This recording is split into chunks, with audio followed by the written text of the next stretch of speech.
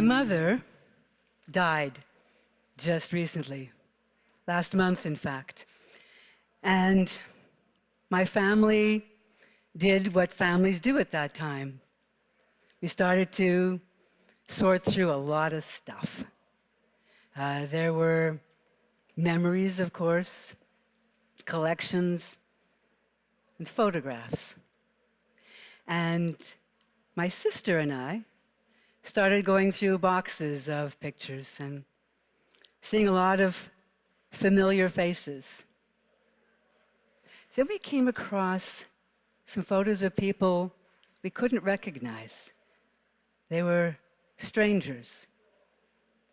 And they really didn't fit in because I figured they looked Southeast Asian. And they didn't really work with my mother's other photographs. And so we were thinking, who are these people? Well, we just presumed that these pictures got mixed up with our family photos, and they were somebody's photos from the photo shop. Except in the next box of photos we were going through, we found pictures of these same people. But in these pictures, my mom and dad were in the photos. And they were laughing and smiling. It was some kind of a celebration, like it was, I don't know, an anniversary or a birthday. And I couldn't figure this out. And then my sister, Mary Jean, she remembered that after she and I left home and went our way, that my parents had sponsored a family of Vietnamese boat people. This was the late 1970s. And these people were one family among many that my mother's church had sponsored, like many people did in Canada. And this family of a mom and dad and their kids, they became the wards of my mom and dad. And then beyond that, they became friends. And we remembered how our parents used to talk about these people and how much they meant to them. So we looked at these photos and we realized, yeah, they do belong here. What does it mean to belong? Who gets to belong to our families, our lives? Who do we let in? Who do we let into our communities? Who are the ones we accept? And who are the ones that we shun? The ones we know are not right, the ones who shouldn't be here, the ones we'll call the other.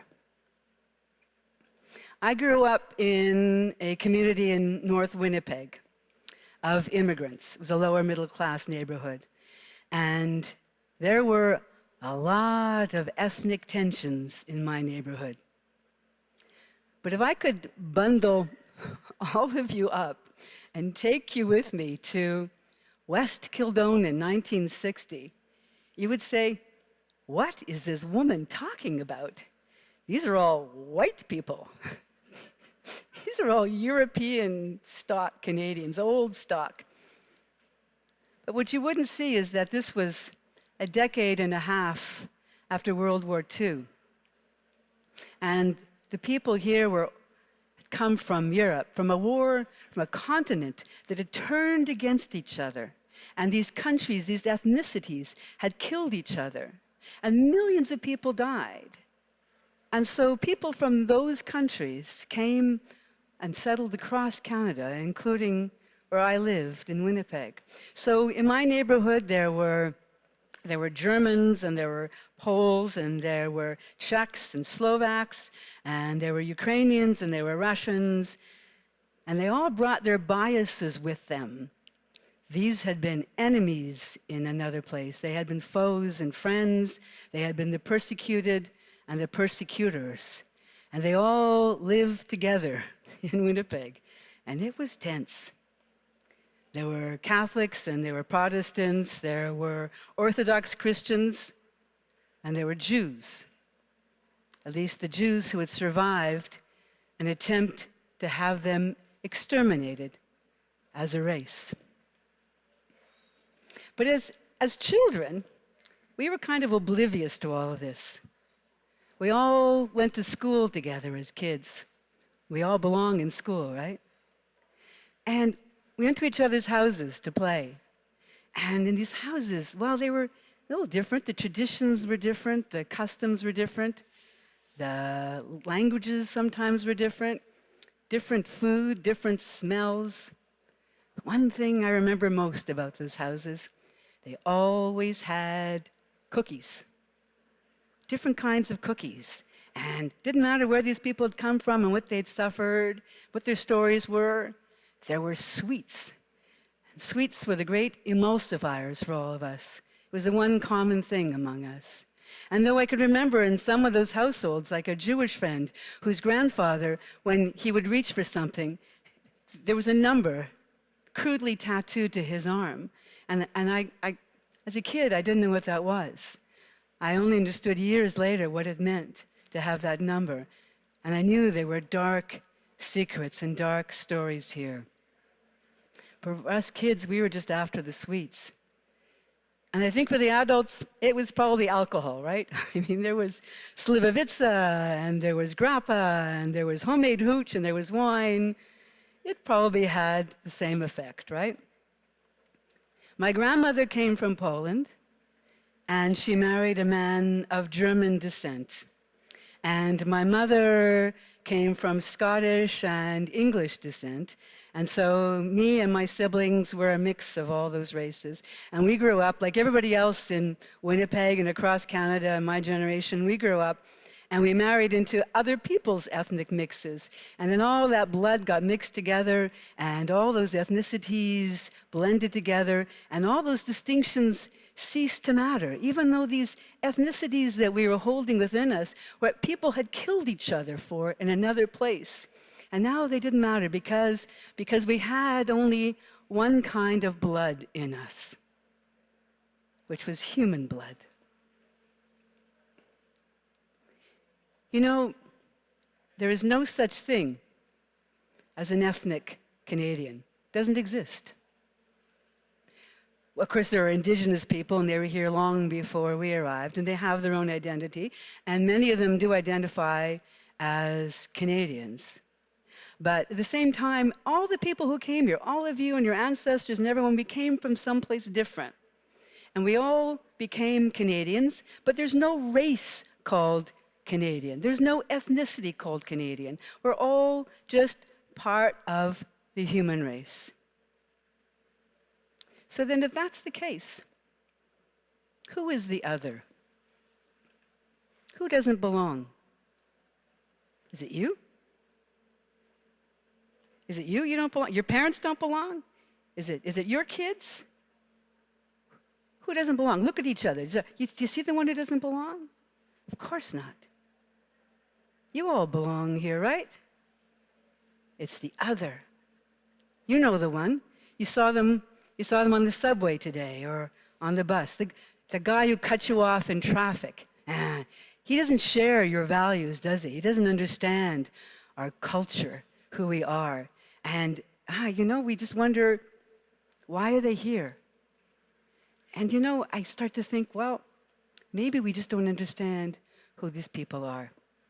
And you say to me, well, maybe you don't get it. You're Euro-Canadian. It's not just the odious view of old stock Euro-Canadians like me. I hear this between Tamils and Sri Lankans. I hear it between Sunni and Shia, between Hindu and Muslims. I hear it between Persians and Arabs. I hear, I belong, they don't. Close the door after me. So you think I don't get it, right?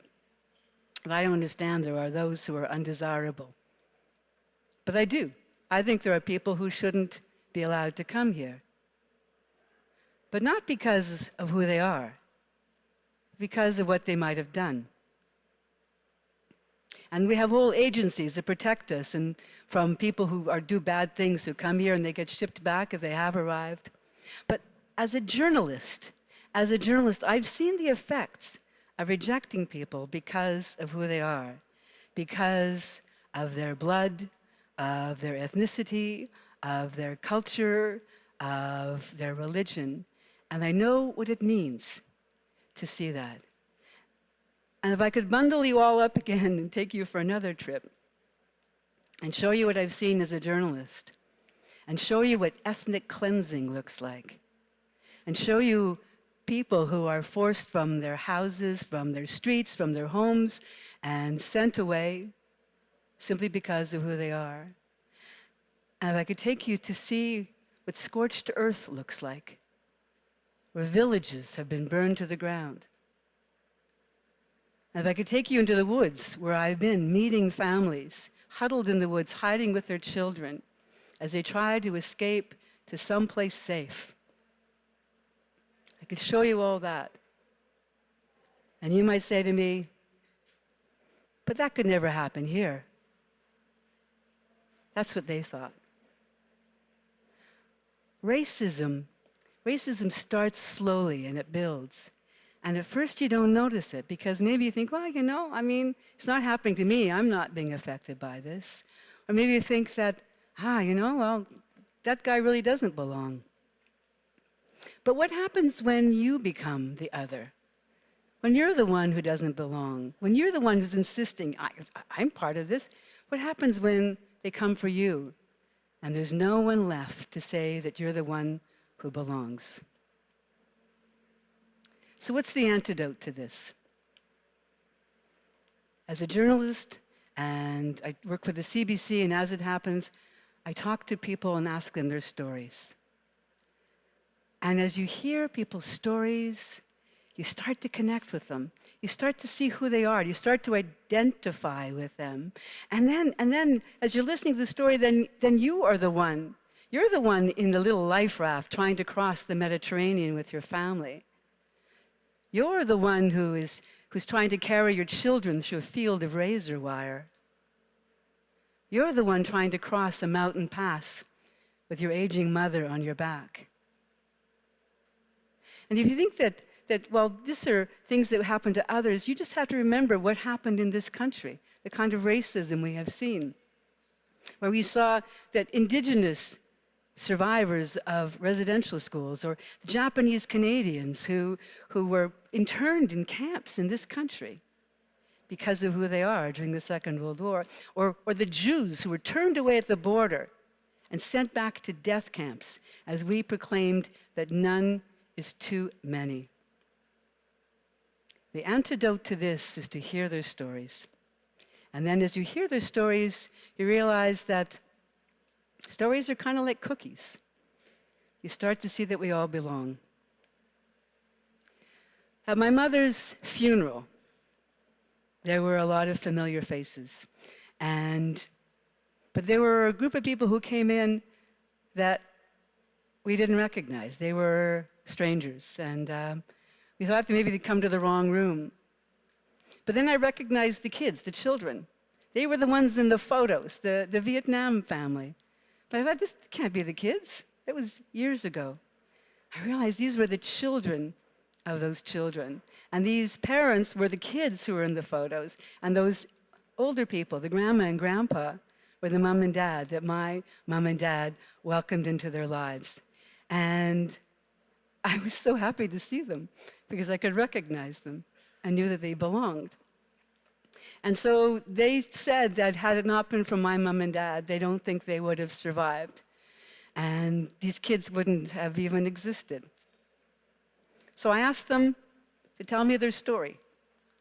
And the mother, who had been a child on this boat as a Vietnamese boat person, she described what it was like to be adrift on the high seas.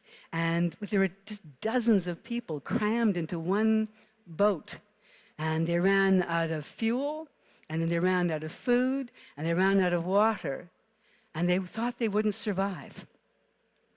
And the little boy tugged on his mom's sleeve and says, Mom, tell them what you saw. Tell them what you found. She laughed. She said, there was one day they could see something red bobbing in the water. And they brought it into the boat. And it was an apple. The first apple that she had ever seen. And they divided that apple up into as many pieces as possible so that everyone could have a bit. And she says that now living in Canada all these years later, she can never see or smell or taste an apple without thinking of that first delicious encounter. And I was thinking what these stories would have meant to my mom and dad listening to them for the first time decades ago. And I think my father would have thought, yeah, I can imagine this because his own mother, my grandmother, who came from Poland as a teenager, alone, because the family could afford to send only one kid. And she crossed Europe, and then she crossed the ocean in a ship, and then she crossed the continent all alone. At 17 years old, she arrived in Winnipeg, and she had with her little more than her story. And her story joined with all the other stories that she met in Winnipeg. And those stories became one story. And that's what it means to belong. So I ask you today, as you listen to the stories that you're going to hear, and as you meet people, and you look at them and you think, yeah, there's the other, there's the one who doesn't belong, remember, they may be looking at you and saying, you don't belong, you are the other, just as they did in my community in Winnipeg. And so you have to get past that. You have to see that. I wonder who they are, because as a journalist, I know what it was when I asked them their stories and they told them they ceased to be parts of groups or parts of movements or parts of mobs. They became individuals, each with a story. And when you hear the stories, you connect with them as individuals. And that's what will happen. And that's, I'll tell you that when you hear their stories and you start to identify with them, I promise you, it will change your life. Thank you.